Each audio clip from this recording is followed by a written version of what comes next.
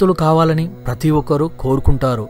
అయితే ధనాన్ని సంపాదించే మార్గం తెలియక వివిధ పద్ధతులను ఫాలో అవుతూ ఉంటారు. ఏది కలిసిరాక చేపట్టిన పనిలో ఆటంకాలు ఎదురై నిరాశకు గురవుతూ ఉంటారు. మరికొంతమంది అయితే డబ్బు వచ్చినా ఆ డబ్బును నిలబెట్టుకోలేక కష్టాల ఊబిలో కూరుకుపోతూ ఉంటారు. ఈ కష్టాలన్నిటికీ కారణం లక్ష్మీ కటాక్షం లేకపోవడమేనంట. అలాంటి వారు కర్పూరంతో ఇలా చేస్తే అష్టైశ్వర్యాలతో తూలతూగడం ఖాయమంటున్నారు జ్యోతిష్యుడు.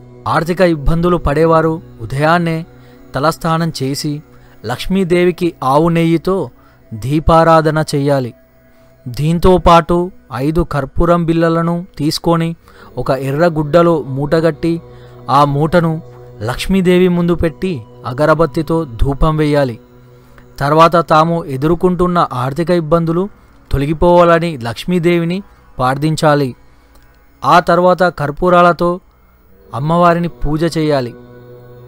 అంతా అయిన తర్వాత లక్ష్మీదేవి ముందున్న మూటను తీసుకొని బీరువాలో మనం ఎక్కడైతే డబ్బు బంగారం దాచుకుంటామో ఆ ప్రదేశంలో ఉంచాలి. అలా ఉంచినట్లు ఎవరికి చెప్పకూడదు.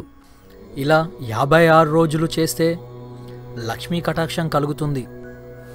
ఎలాగైతే ఒక పెద్ద దూదిరాశిలో ఒక చిన్న అగ్నిరవ్వ వచ్చి పడితే ఎలాగైతే ఆ దూదిరాశి మొత్తం కాలిపోయి మసైపోతుందో అలాగే లక్ష్మీదేవిని భక్తితో పూజిస్తే అమ్మ కరుణతో మీ పాపాలు మీ బాధలన్నీ తొలగిపోతాయి.